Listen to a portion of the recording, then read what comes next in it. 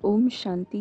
अपने प्यारे बच्चों के लिए ईश्वर का संदेश 28 जनवरी 2026। आज की मुरली का टाइटल है बाबा ने कहा, मीठे बच्चे, मोस्ट बिलवेड शिव बाबा आए हैं तुम बच्चों को विश्व का मालिक बनाने, तुम उनकी श्रीमत पर चलो। प्रश्न, मनुष्य परमात्मा के बारे में कौन सी दो बातें एक दूसरे से भिन्न बोलते हैं? उत्तर, एक ओर कहते परमात्मा अखंड ज्योति है और दूसरी ओर कहते वह तो नाम रूप से न्यारा है।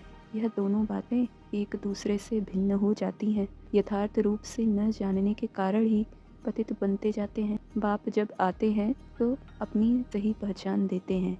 गीत, मरना तेरी गली में ओम शांति। बच्चों ने गीत सुना। जब कोई मरते हैं तो बाप के पास जन्म लेंगे। कहने में यही आता है कि बाप के पास जन्म लिया, माँ का नाम नहीं लेंगे। बधाइयाँ बाप को दी जाती हैं।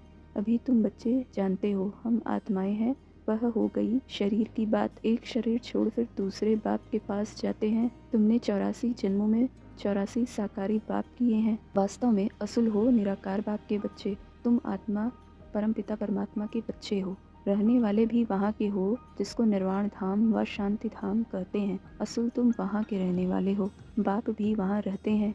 यहाँ आकर तुम लौकिक बाप के बच्चे बनते हो तो फिर उस बाप को भूल जाते हो। सतयुग में भी तुम सुखी बन जाते हो तो उस पारलौकिक बाप को भूल जाते हो। सुख में उस बाप का कोई सिमरन नहीं करते हैं, दुख में याद करते हैं और याद भी आत्मा करती है। जब लौकिक बाप को याद करते हैं तो बुद्धि शरीर तरफ रहती है। यह बाबा उनको याद करेंगे तो कहेंगे ओ बाबा हैं, दोनों बाबा। राइट अक्षर बाबा ही है। यह भी फादर, वह भी फादर। आत्मा उस रूहानी बाप को याद करती है तो बुद्धि वहाँ जाती है। यह बाप बैठ बच्चों को समझाते हैं। तुम बच्चों को निश्चय है बिलवेड मोस्ट बाबा है। कहते भी हैं स्वीट, स्वीटर, स्वीटेस्ट। अब स्वीट कौन है?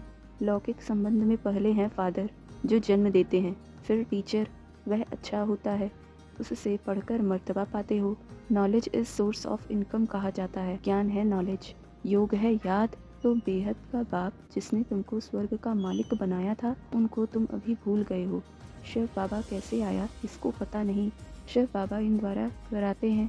करण करावनहार है ना, वे लोग त्रिमूर्ति ब्रह्मा कह देते हैं। ऊंचते ऊंच शिव है ना, यह साकार है वह निराकार है। अभी तुम जानते हो आधा कल्प बाप को याद किया है।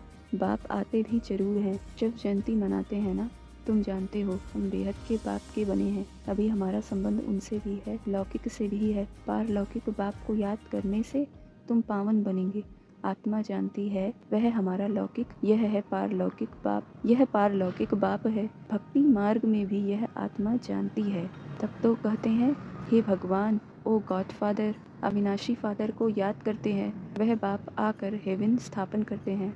यह किसको पता नहीं है। अब मोस्ट बिलवेड शिव भी हैं तो श्री कृष्ण भी हैं, परंतु वह है निराकार, वह है साकार।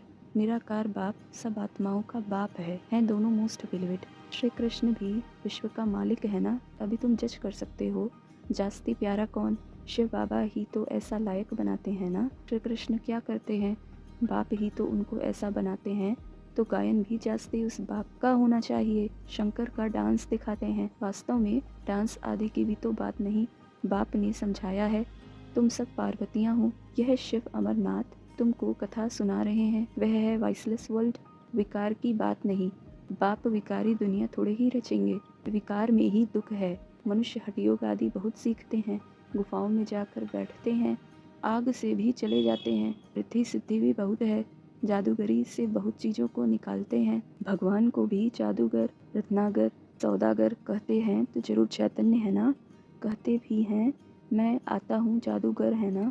मनुष्य को देवता, बेगर से प्रिंस बनाते हैं। ऐसा जादू कभी देखा? अच्छा, धारणा के लिए मुख्य सार। पहली पॉइंट, बाबा ने कहा फूलों के बगीचे में चलना है, इसलिए खुशबूदार फूल बनना है, किसी को भी दुख नहीं देना है। एक पारलौकिक बाप से सर्व संबंध जोड़ने हैं।